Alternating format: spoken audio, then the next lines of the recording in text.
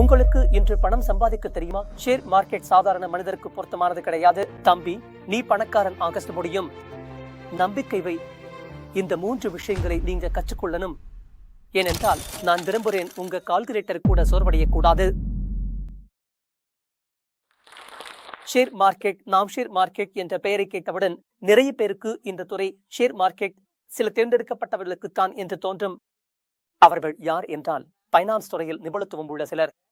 இந்த share market அந்த மாதிரி நிபுணர்களுக்குத்தான் என்று நினைக்கிறார்கள். உங்களுக்கு இப்படி தோன்றினால் இப்போது ஷேர் மார்க்கெட்டில் பணம் சம்பாதிப்பதில் சிபிஐகளோ அல்லது கம்பெனி செக்ரட்டரிகளோ அல்லது அக்கவுண்ட்ஸ் துறையில் டிகிரி பெற்றவர்களோ மட்டுமே செய்யக்கூடிய விஷயம் என்று. அப்படி என்றால் ஒரு விஷயம் நான் உங்களிடம் சொல்ல விரும்புகிறேன். என் பெயர் புஷ்கர் ராஜ் தாக்கூர். என் படிப்பு எதுவும் ஷேர் மார்க்கெட் அல்லது பைனான்ஸ் தொடர்பானது இல்லை. என் குடும்பத்திலும் பைனான்ஸுடன் எந்த தொடர்பும் இல்லை. அப்பாவிடம் அதிகம் பணம் இருக்கவில்லை என்பதால் நாங்கள் பைனான்ஸில் சாதாரணமாகத்தான் இருந்தோம். ஆனால் நீங்கள் புரிந்து கொள்ளுங்கள், நான் ஒரு அப்படிப்பட்ட மனிதன். நான் 0 தொடங்கினேன் என்று சொல்ல மாட்டேன்.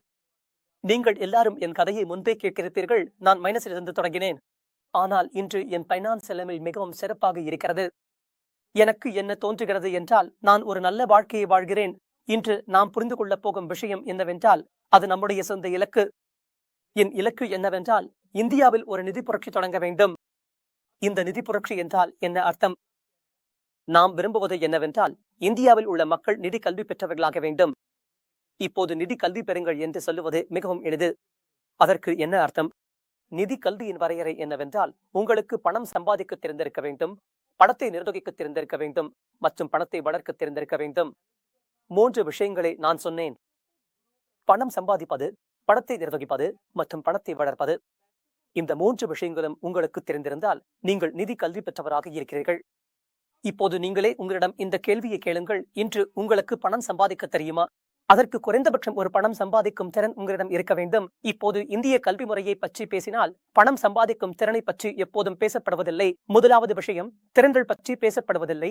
வெறும் கல்வி என்றால் மதிப்பெண்கள் மட்டும் வாங்கி வாருங்கள் என்பதே. ஆனால் சற்று யோசியுங்கள். நீங்கள் கணிதத்தில் மிகவும் நன்றாக இருக்கலாம், உயிரியல் பாடத்திலும் மிகவும் நன்றாக இருக்கலாம். ஆனால் இது உங்களுக்கு பணம் சம்பாதிக்க உதவுமா? ஒரு எளிய விஷயம், உங்களுக்கு மதிப்பெண்கள் மிகவும் நன்றாக வந்துவிட்டது, அதனால் நீங்கள் வாழ்க்கையில் மிகவும் சிறப்பாக செய்ய போகிறீர்கள் என்பதற்கான அர்த்தம் கிடையாது. அதனால் தான் வாழ்க்கையில் உங்களுக்கு திறன்கள் தேவைப்படுகின்றன. அந்த திறன்கள் பற்றி முதலில் நம் இந்திய கல்வி முறையில் பேசப்படுவதில்லை. மேலும் இன்று சில அளவுக்கு திறன் மேம்பாட்டில் வேலை செய்ய தொடங்கி இருக்கிறது. நீங்கள் சொல்லுங்கள், பணம் சம்பாதிக்கும் திறன் பற்றி யார் பேசுகிறார்கள்? இப்போது பணம் எப்படி வரும்? இன்று இந்தியாவில் நீங்கள் ஒரு ஆணாக இருந்தால் ஒரு குறிப்பிட்ட வயதுக்கு பிறகு பணம் சம்பாதிப்பது கட்டாயமாகிறது.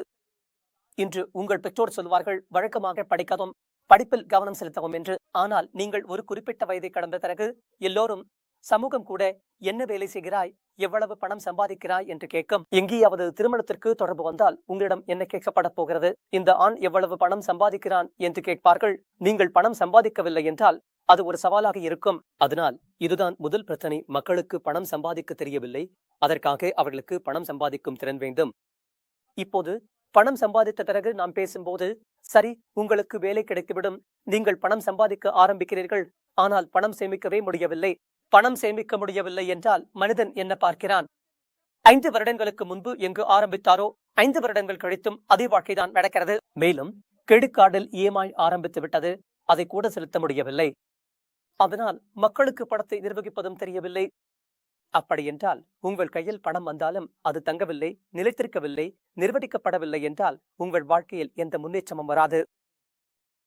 3வது விஷயம், பணத்தை வளர்ப்பது. இப்போது பணத்தை வளர்ப்பது என்றால் நம்மிடம் இருக்கும் பணத்தை நாம் பாதுகாப்பாக வைத்துக் கொண்டால் மட்டும், அதை பெட்டியில் போட்டு வைத்தாலும் அது அதிகரிக்குமா?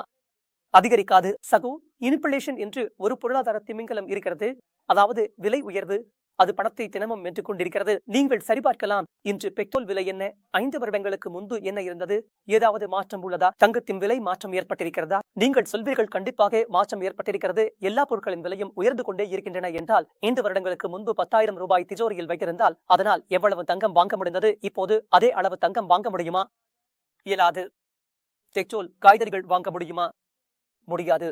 அப்படி என்றால் இதன் அர்த்தம் என்ன? பணம் தனது வாங்கும் சக்தியை இழந்துவிட்டது. மேலும் பணம் தனது வாங்கும் சக்தியை ஒவ்வொரு நாளும் இழந்து கொண்டே இருக்கிறது. அதனால் நீங்கள் பணத்தை நிர்வகிப்பதை கற்றுக்கொண்டாலும் பணத்தை வளர்ப்பதை கற்றுக்கொள்வது நமக்கு அவசியம். நான் ஒரு மிக எளிமையான வார்த்தையை சொல்கிறேன். பணத்தை இரட்டிப்பாக்க கற்றுக்கொள்வது அவசியம். இப்போது இரட்டிப்பாக்கும் என்பதற்கான அர்த்தம் 21 நாட்களில் பணம் இரட்டிப்பாகும் என்று இல்லை. இதன் அர்த்தம் நீங்கள் 72 விதியை புரிந்து கொள்ள வேண்டும் என்பதாகும். 72 விதி என்றால் என்ன? உங்களுக்கு உங்கள் படத்தில் கிடைக்கும் வட்டி விகிதம் எத்தனை சதவீதத்தில் உங்கள் பணம் வளர்கிறது என்பதை 72 மைனஸ் வகுக்க வேண்டும். உதாரணத்திற்கு நீங்கள் சொல்கிறீர்கள், எனக்கு 12% வட்டி கிடைக்கிறது, 12% வட்டி விகிதம் வருகிறது. அப்படி என்றால் உங்களுக்கு 12% வட்டி விகிதம் கிடைக்கிறது என்றால், உதாரணத்திற்கு நீங்கள் ஏதாவது மியூச்சுவல் ஃபண்டில் பணம் போட்டிருக்கிறீர்கள். அதாவது நிறைய பேருக்கு இன்று மியூச்சுவல் ஃபண்ட் என்னவென்று கூட தெரியாமல் இருக்கலாம். ஆனா நான் சொன்னேன், மக்களுக்கு ஸ்டாக் மார்க்கெட் சாதாரண மக்களுக்கு கிடையாது என்று தோன்றும். இதற்காகவே சிக்கலான வார்த்தைகள் பயன்படுத்தப்படுகின்றன. மக்கள் புரிந்து கொள்ளவே கூடாது என்பதற்காக. நீங்கள் படத்தை இழக்கத்தான் செய்யுங்கள். நான் இதை பற்றி பேசப் போகிறேன். அதாவது உங்களுக்கு 12% வட்டி விகிதம் கிடைத்தால் அதை 72 மைனஸ் வகுக்க வேண்டும். 72 வகுத்தால் 12, அதாவது 6 வரும். எனவே 6 ஆண்டுகளில் உங்கள் பணம் இரட்டிப்பாகும். நீங்கள் இதை ஆகஸ்ட் 24 மாற்றினால் 3 ஆண்டுகளில் பணம் இரட்டிப்பாகும். நம்முடைய வேலை என்ன? நம்மிடம் பணம் சேமிப்பாக இருந்தால் இன்று உங்களிடம் 50,000 சேமிப்பு இருக்கலாம், 1 லட்சம் இருக்கலாம், 10 லட்சம் இருக்கலாம். நீங்கள் அதை இரட்டிப்பாக்க கற்றுக்கொண்டால் நீங்கள் கூட்டுத்தொகையை கம்பவுண்டிங் புரிந்து கொள்வீர்கள். இப்போது நான் சொல்வது, இந்த கம்பவுண்டிங் என்ற வார்த்தை எங்கிருந்து வந்தது என்று உங்களுக்கு தோன்றலாம். ஏனெனில் இந்த வீடியோவில் ஜோஷ் டாக்ஸில் உங்களுக்குள் ஒரு உற்சாகத்தை உருவாக்க விரும்புகிறேன். குறைந்தபட்சம் இன்று நீங்கள் ஒரு முடிவை எடுக்க வேண்டும் என்று நிதி கல்வி பெற வேண்டும். ஏனெனில் 3 விஷயங்களை கற்றுக்கொள்ள வேண்டும்: பணம் சம்பாதிப்பது, பணத்தை நிர்வகிப்பது மற்றும் பணத்தை வளர்ப்பது. அப்படி என்றால் இந்த கம்பவுண்டிங் கூட்டுத்தொகை என்றால் என்ன? நான் உங்களுக்கு ஒரு சிறிய கதையை சொல்கிறேன். உங்கள் வாழ்க்கையில் கம்பவுண்டிங் எப்படி வேலை செய்கிறது என்பதை புரிய வைக்கும். அந்த கவிஞர் ஒரு நாள் ராஜாவின் அரண்மனைக்கு சென்று விடுகிறார். அவர் ராஜாவின் அரண்மனையில் சென்று ராஜாவுக்கு ஒரு கவிதையை பாடுகிறார். ராஜா மிகவும் ஈர்க்கப்படுகிறார். ராஜா சொல்கிறார், கவிதையை கேட்டதில் சந்தோஷம் தோட், நீ என்ன வேண்டுமானாலும் கேள். ராஜா சொல்கிறார். கவிஞர் நினைக்கிறார், ஏழை மனிதன் என்ன கேட்பான்? ஏழை மனிதர் ஏழை ஆனாலும் மிகவும் புத்திசாலி. நீங்கள் இவ்வளவு பெரிய மகான் ராஜாவாக இருக்கிறீர்கள். எனக்கு உங்களிடம் அதிகம் எதுவும் வேண்டாம். நீங்கள் ஒரு சதுரங்கம் கொண்டு வாருங்கள். அதில் நான் ஒரு விஷயம் கேட்கப் போகிறேன். அவர் சொல்கிறார், சதுரங்கமா? அதை உடனே கொண்டு வாருங்கள். சதுரங்கம் கொண்டு வரப்படையாது. அப்போ அவர் சொல்கிறார், மகாராஜா, நீங்கள் இவ்வளவு பெரிய ராஜா, உங்களிடம் இவ்வளவு பணம் இருக்கிறது. எனக்கு வெறும் ஒரு தங்க நாணயம் இந்த சதுரங்கத்தின் ஒரு சதுரத்தில் வையுங்கள் டோட். அதாவது ஒரு பெட்டிக்குள் ஒரு தங்க நாணயம் வையுங்கள். பிறகு ஒவ்வொரு பெட்டிக்கும் அந்த தங்க நாணயத்தை இரட்டிப்பாக வைத்து போங்கள். அதாவது இதுக்குள்ள எத்தனை பெட்டிகள் இருக்கின்றன என்று பாருங்கள். மகாராஜா பார்த்து, இது ஒரு சின்ன சதுரங்கம் தான், ஒரு பெட்டிக்குள் ஒரு தங்க நாணயம் வைக்கிறோம் என்றால் அடுத்த பெட்டியில் எத்தனை வைக்கலாம் என்று கேட்கிறார். 2 வைக்கலாம், 4 வைக்கலாம். அப்போ ராஜாவுக்கு தோன்றுகிறது, சரி, 100 முதல் 200 வரை தங்க நாணயங்கள் எடுத்துக்கொண்டு போய்விடுவான் தோட். என்ன வித்தியாசம் நம்முடைய அரசு காசில். ஆனா ஒரு விஷயம் சொல்லட்டுமா? நீங்க கொஞ்சம் கால்குலேட்டர் எடுத்து கணக்கு பாருங்க. 32வது பெட்டிக்குள் போகும்போது ராஜாவின் பொக்கிஷம் முடிந்து விடுகிறது. ராஜா அந்த மனிதரின் கால்களில் விழுந்து விடுகிறார். இப்போ அந்த கணக்கை நான் உங்களுக்கு சொல்லலை, ஏனென்றால் உங்கள் கால்குலேட்டரும் சோர்ந்துவிடக்கூடாது என்று நினைக்கிறேன். கணக்கு போடும்போது நீங்க மடிப்பதை மல்டிப்ளை செய்யுங்க. கம்பவுண்டிங் என்றால் என்னவென்றால், நீங்க பணத்தை முதலீடு செய்யும் போது அதற்கு ஒரு வட்டி விகிதம் கிடைக்கும். அதாவது உங்களுக்கு வட்டி கிடைக்கும், அந்த வட்டிக்குமே மீண்டும் வட்டி கிடைக்கும். உதாரணமாக யாராவது 1 லட்சம் ரூபாய் முதலீடு பண்ணினாங்க, அவர்களுக்கு ஒரு வருடத்திற்கு 10% வட்டி கிடைத்தது. ஒரு வருடம் கழிச்சு எவ்வளவு பணம் இருக்கும்? 1,10,000 ரூபாய். அடுத்த வருடம் 1 லட்சம் ரூபாய்க்கு வட்டி கிடையாது. ரூடோட் 1 10,000 வட்டி கிடைக்கும். இப்படிதான் இது வளர்ந்துகிட்டே போகும். இதுக்குத்தான் கம்பவுண்டிங், சேர்க்கை வட்டி சொல்றாங்க. இப்ப நீங்க கம்பவுண்டிங்கை புரிஞ்சுக்கிட்டீங்கன்னா அப்போ கேள்வி வருது, பணத்தை இரட்டிப்பாக்கும் வழிகள் இங்கே இருக்கு. முதலீடு செய்யலாம். பங்கில் பணத்தை வைங்க. நீங்க பங்கில் வச்சீங்கன்னா என்ன ஆகும்? சேவிங் அக்கவுண்ட்ல வச்சீங்கன்னா 4%, 5% வட்டி தான் அங்க உங்களுக்கு தருவாங்க. ஆனா விலை உயர்வு 4 முதல் 5% வரை வட்டியில் இருக்குதா? நான் உங்களுக்கு ஒரு கணக்கை காட்டுறேன். நீங்க எவ்வளவு எஃப்டியில் வட்டி வாங்குறீங்கோ அதே சதவீதத்தில தான் விலை உயர்வு நடக்குது. அதாவது எஃப்டியில் பணம் வைச்சா பணம் அதிகரிக்கதே இல்ல. குறைந்தபட்சம் 9% எஃப்டியில் கிடைக்குது, நல்லது. ஆனா 9%க்கு அருகில, இல்லையெனில் 8%க்கு அருகில விலை உயர்வும் நடக்கலாம். 1% கிடைச்சா என்ன பண்ண முடியும்? பணம் அதிகரிக்காது.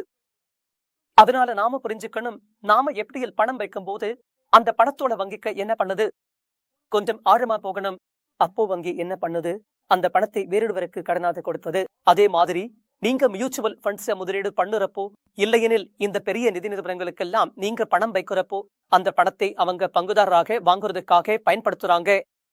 இப்ப இந்த பங்குதாரராக வாங்குறது என்னன்னு பாத்தீங்கன்னா, இதுக்குத்தான் ஷேர்ஸ் வாங்குறது என்று சொல்வாங்க. நீங்க ஒரு கம்பெனியின் ஷேர்ஸ் வாங்குறப்போ அந்த கம்பெனிக்குள்ள பங்குதாரராக கூட்டாளியாக மாறுறீங்க. அந்த கம்பெனி வளர்ந்தா நீங்களும் வளருவீங்க. சரி, டாடா வண்டிகள் விற்றுக்கிட்டு இருக்கா, மாருதி வண்டிகள் விற்றுக்கிட்டு இருக்கா, என்ன விற்றுக்கிட்டு இருக்கா? இவை விற்று கொண்டே இருந்தா கம்பெனி லாபம் சம்பாதிக்கும.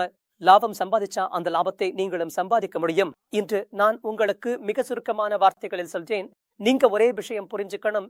பணம் சம்பாதிக்க எல்லாருக்கும் உரிமை இருக்கு. நம்ம குடும்பத்தில் யாரும் லட்சங்கள் கோடிகள் சம்பாதிக்கலன்னு நினைச்சு நானும் சம்பாதிக்க முடியாது என்று நினைக்க வேண்டாம். உங்க உள்ளே ஒரு நம்பிக்கை கொண்டு வரணும், நான் செய்ய முடியும்னு. நான் ஒரு வார்த்தை சொல்றேன், இந்த வாக்கியத்தை நீங்க உங்களுக்காக எழுதிக்கலாம். இன்று இல்லைன்னுதான் டோட்.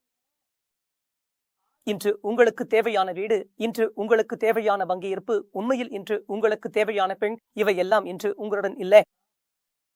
ஆனா இன்று உங்க மனநிலையை மாற்றினா உங்க சூழ்நிலைகள் மாறிடும். இப்போ வரைக்கும் நம்ம இந்திய சிஸ்டம்ல நம்ம குடும்பங்கள்ல பணத்தை பற்றி பேசுறதையே ஒரு தடை மாதிரி நினைக்கிறோம். என் பாட்டி இன்னும் இப்பவும் சொல்வாங்க, பணம் எல்லா பிரச்சனைகளுக்கும் மூல காரணம்னு. பணம் வந்தா புத்தி கெட்டு போயிடும் அப்படின்னு சொல்வாங்க. ஆனா நான் உங்களுக்கு சொல்லுறேன், என் பாட்டி ஒருபோதும் செல்வமாக வாழ்ந்ததில்லை.